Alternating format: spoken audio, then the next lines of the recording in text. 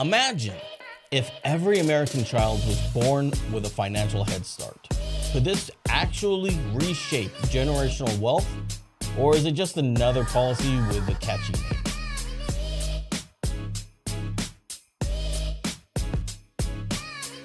Hey, my name is Stephen Young, and I am the host of the Savvy or Surrender podcast, where I bring you information on different financial strategies, tax strategies, ways to help your business grow and be more profitable.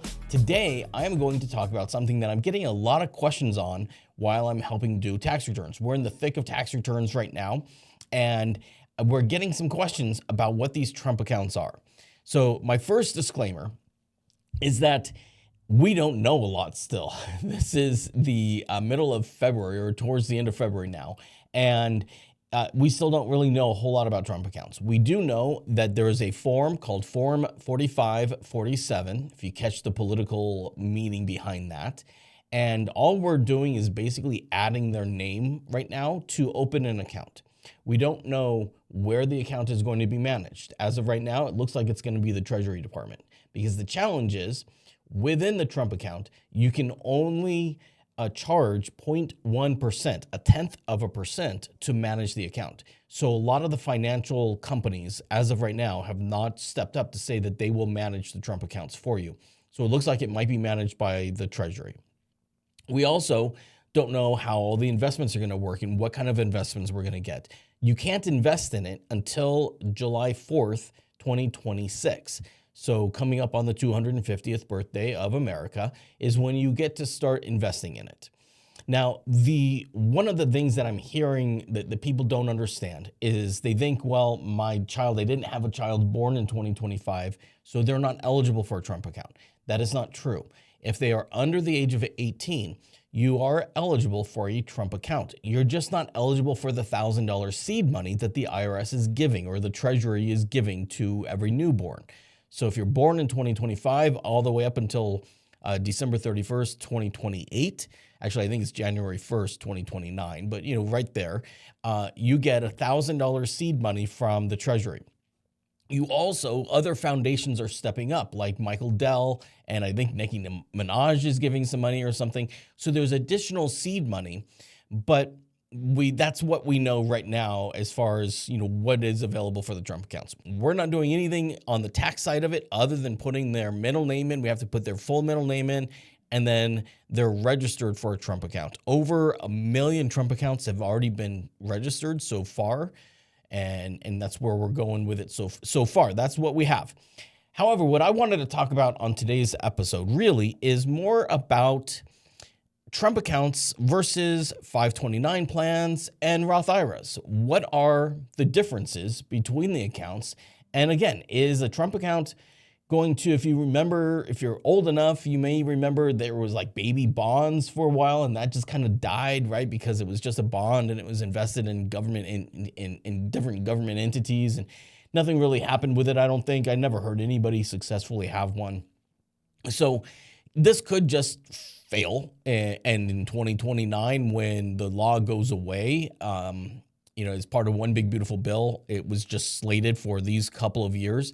It could get extended, it could go away, we'll see. I'm pretty excited about it, honestly, but it's got a specific strategy behind it, I feel like, that we can take advantage of. So here's where we're going to go with this. The very next part of it is, our Trump account. What exactly does it include? So the Trump accounts, it's a new investment account idea. It's championed by the U.S. Treasury and, of course, Donald Trump, and it's tied to the one big beautiful bill. So every child born between January 1st, 2025, December 31st, January 1st, 2029, can get a $1,000 government seed contribution investment and an index fund. Enrollment begins now, and then official contributions start July 4th. So that's kind of the beginning of it. The seed money is automatically going to be invested in a broad market index fund. That part we know.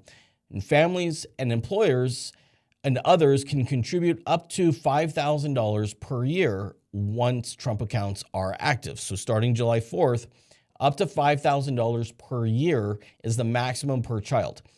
In addition to that, though, that's the maximum that family and others can contribute. employers can contribute up to $2,500 per child or per employee's child. So there's that opportunity as well where employers can get involved and help with investing for the future as well. So these accounts blend features of a retirement account and kind of like a lifetime investment vehicle. The rule is that they cannot take the money out for the first 18 years. So you're not able to pull that money out at all, but it is going to be tax advantaged, meaning that after the age of 18, they can pull out the contributions. They would get taxed on the any additional money made off of the account and off the investment. However, if they hold on to that money all the way until age 65, then it's completely tax-free. So that's the big benefit of this, is being able to invest it early, not having to have earned income like a Roth IRA or a 529 where it has to be for education, and being able to use it and think about it. If you just invest a little bit of money in the beginning and then don't invest it ever again at age 65, I think that I even saw, even if you only use that $1,000 seed money and you never did anything else with it, at age 65, it'd be worth $168,000 because nothing is going to outgrow time. So that's the cool thing about this. So there's 4 funding channels really within the Trump IRA. There's the $1,000 federal seed money. Parents, families, and friends can add funds. Philanthropists, charitable giving are adding money to it as well. State governments can contribute if your states ever figure out how to not be in debt. And then, you're able to, and then employers as well too. So donate to your niece's Trump account now is a great holiday gift, or starting July 4th. Great holiday gift as well, Christmas time. I know my grandma used to give me bonds, give me a $50 bond that she had to pay $25 for, I think. It was kind of cool. And I ended up having to use them to get rid of my, or to pay off my car when it would break down because I drove it like an idiot, I guess. So, all right. So what about a Roth IRA? What's the difference between a Trump account and a Roth IRA? Well, a Roth IRA is a tax-free beast. Of course, I'm sure you're pretty familiar with Roth IRAs at this point. They require earned income though. So they're not good for kids because they require earned income. They do have tax-free growth, tax-free retirement withdrawals, and it is truly a powerful long-term vehicle.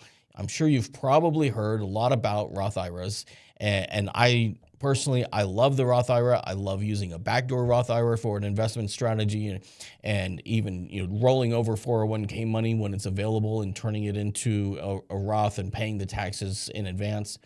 So talk to clients about that all the time. In fact, you can still do that for 2025 if you haven't filed your tax return yet. You can do it all the way up until you've actually filed your tax return.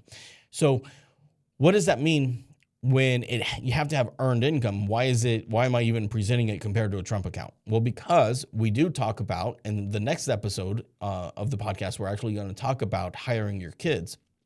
If your child is over the age of 7, there was an IRS ruling that said 7 was the age where they could start working feasibly for the business and doing things. So if that's the case, then at age 7, if they start earning income, you could start putting it into a Roth. And the Roth has a $7,000, at least right now, it's a $7,000 maximum. So there may be a way that you can do the Trump account in the beginning, and then you start doing a Roth IRA, whichever one you want to do. They kind of have the same advantages as they grow.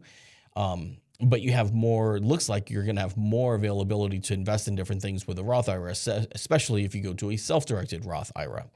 So then what about a 529 plan? What's the difference between all of these things? Well, a 529 plan, a 529 plan is your educational weapon. It's built for college. It's tax-free education withdrawals. You got high contribution limits. There's actually no limit set on the federal side for 529. You can invest as much as you want. Now, states have changed that. States have come in and said, no, we're going to we're going to cap it at $165,000 to, I think the highest state is $235,000 is what you can do. There is some strategy there though, even within the states, where you can invest, say, $95,000 up front and then spread that out over 5 years. Because let's say I'm a grandparent and I want to invest in my grandson's 529 plan. And so I put $95,000 in there. Well, if I did that, I now have to file the gift tax return because it was more than $19,000 or $38,000 for me and grandma. But with the 529 plan, when I do it, I can invest $95,000 up front and then just spread that out over 5 years. And that way the growth is happening faster. And that's allowed within a 529 plan. But it has to be used for educational purposes only, or else you get stuck with paying the tax on it. So that's the one caveat is, if you're investing in this into a child's 529 plan, are they going to actually use it for school? So there is no one single winner. The goal determines the account. And really, here's how I kind of look at it. At birth, we use the Trump account. And then when we get them to start earning money, we convert that over to a Roth account. And if we want to invest into education, we can do the 529 plan too. It's kind of cool that there's no cap on it. So, we have that opportunity as well. It's really up to you. You can have all three accounts if you want to. And so here's a nice little breakdown. I love this quick comparison of the Trump account. $5,000 contribution. No formal lifetime cap has been published yet on the lifetime limit for the Trump account. Also none for the Roth IRA. And then as the 529 plan, like I said, it just depends on each state. And then there's no income required on the Trump account or an education account, which is nice because on the Roth IRA, it is required that you have that earned income. And then, so what is this best for? And that's on that last column. If you look at it, the Trump account, best for starting at birth, long-term compounding. You can start it right away. You get that $1,000. You can continue to contribute to it, and it's just going to build and grow tax-free. So really, to me, I feel like the best opportunity here is simply looking at the fact that you have an opportunity to change the generational wealth of your family. Maybe slowly, right? You're not going to get rich fast with one of these accounts. It's all about time. But if I can invest money earlier for my kids and let that grow tax deferred all the way through, age 65 and continue to do that, you're just going to, the more time you give it, the better opportunity you're going to have it grow and build and do the things that you want to do for your family and set them up for retirement, but then also just that generational wealth changes now for your future family members as well. This is one opportunity to do it with very little money up front. All right, so my name is Stephen Young with Savvy Tax Strategies and Bookkeeping. And if you have any needs for tax help, I market myself as the SOS for the IRS, which means I help a lot of people that are behind on taxes and trying to understand how to get caught up and what needs to happen.